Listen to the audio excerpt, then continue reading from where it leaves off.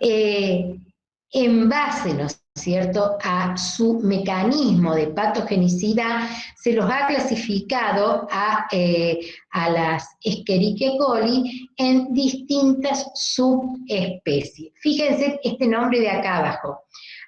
EC para todos siempre significa Escherichia coli. Y acá va el mecanismo de patogenicidad. EPEC, como así se la denomina, es enteropatogénica Escherichia coli. O al revés, si lo castellanizamos, dice Escherichia coli enteropatógena. Enteropatógena porque se adhiere fuertemente a las vellosidades del intestino, barre con las vellosidades del intestino, cuanto más cantidad haya y más cantidad tapice las vellosidades del intestino, menos posibilidad tienen las vellosidades de absorber el líquido de la luz intestinal, y entonces todo ese líquido queda en la luz intestinal y se trata de una diarrea líquida sin sangre, porque no hay invasión a la mucosa intestinal. Es una de las más comunes y produce las diarreas en los niños que van a las guarderías, porque se contagian ellos mismos con las manos, ¿no?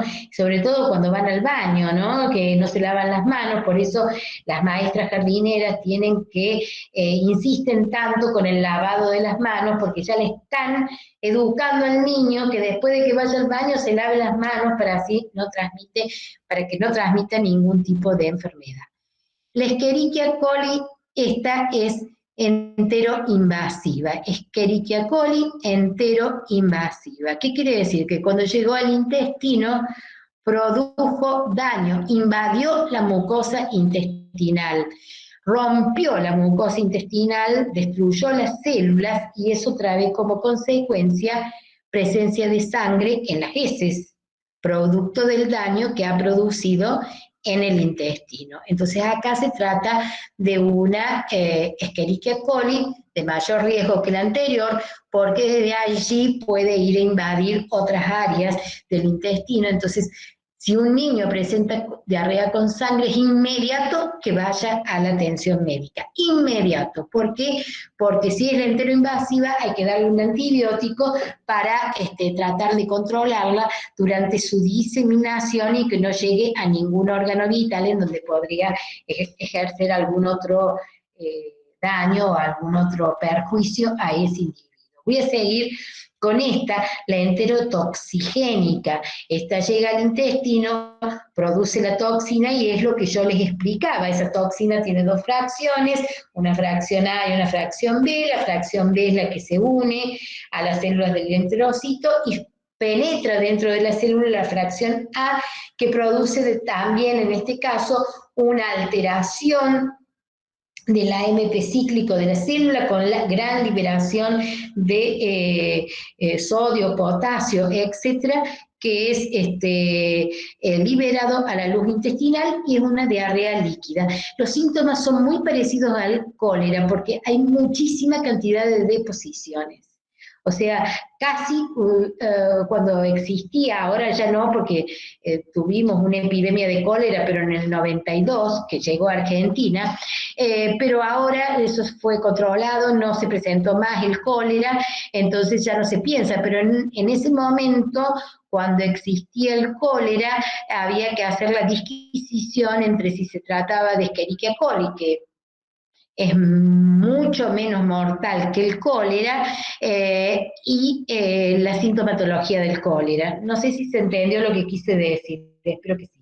Bueno, y acá tenemos esta, que es la gran problemática, la enterohemorrágica, que es la que produce gran adhesividad, una adhesividad que no es conocida en las otras Escherichia coli, en las anteriores, que es a través de una intimina, así se llama la adhesina, que la pega prácticamente, la incorpora dentro del enterocito, además de tener gran adhesividad, tiene la posibilidad de invadir y de producir toxina. La toxina que produce se denomina STX1 y STX2, pueden producir las dos o alguna de las dos, Esa toxina, ya la voy a describir la clase que viene, bien en profundidad, va por el torrente sanguíneo y encuentra sus adhesinas en gangliósidos GB3 que están presentes en los glomérulos renales, está presente en el páncreas, está presente en el cerebro y en el mismo intestino, y entonces es allí donde ejerce el daño, sobre todo a nivel renal, por lo menos en la forma que se presenta más frecuentemente en Argentina. Y están estas dos que están siendo estudiadas en este momento, han aparecido también como nuevas, la de adherencia difusa, que también tiene que ver con su adhesividad y la producción de diarreas líquidas, y la enteroagregativa, que esta es una mezcla casi con la enterohemorrágica, porque tiene capacidad también de producir algún tipo de toxina, también igual que la enterohemorrágica, ¿no? Entonces está en estudio en este momento. Tiene una gran capacidad de adhesión, pero además también produce toxina. Fíjense, la de adherencia difusa son otras 0 variedades, se presentan en preescolares, niños pequeños, cursa con una diarrea aguda, las deposiciones son acuosas, sin sangre ni leucocitos, porque es nada más que por la gran adhesión.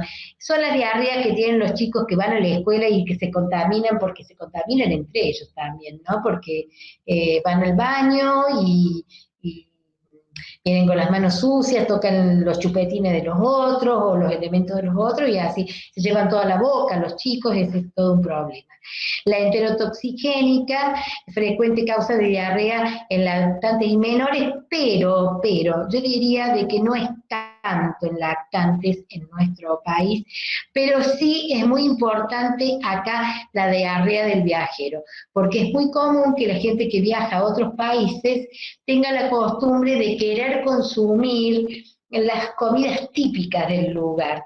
Y por ahí no comprende que también las biotas microbianas van variando. En nuestro medio la enterotoxigénica no es fuertemente representativa, pero sí lo es en países, por ejemplo, en México, ¿no? En México hay que tener mucho cuidado con el agua que se consume y con los alimentos callejeros, porque están estas 0 variedades circulando de Escherichia coli y es muy frecuente que a la gente que va a estos lugares le pase a él o le pasa a sus chicos de que adquieran enfermedades de este tipo, con lo cual pasan unas vacaciones pésimas porque se la pasan el resto de la vacación enfermo, con diarreas, con vómitos, etc. Y la enteroinvasiva, esta sí ya tiene, como yo les decía, el moco, la sangre, el dolor abdominal, porque invade la mucosa intestinal. La EPEC era esa que yo les decía de que se asociaba, ¿no es cierto?, con... estoy bien. La EPEC es esa que se daba en los chicos, los niños, sobre todo los menores de 2 años, que destruye las vellosidades intestinales, no hay invasión a la mucosa y produce la diarrea que se llama secretora. La diarrea secretora es cuando no puede absorber el enterocito el líquido de la luz intestinal. La diarrea osmótica es cuando el microorganismo libera líquido a la luz intestinal, ¿no?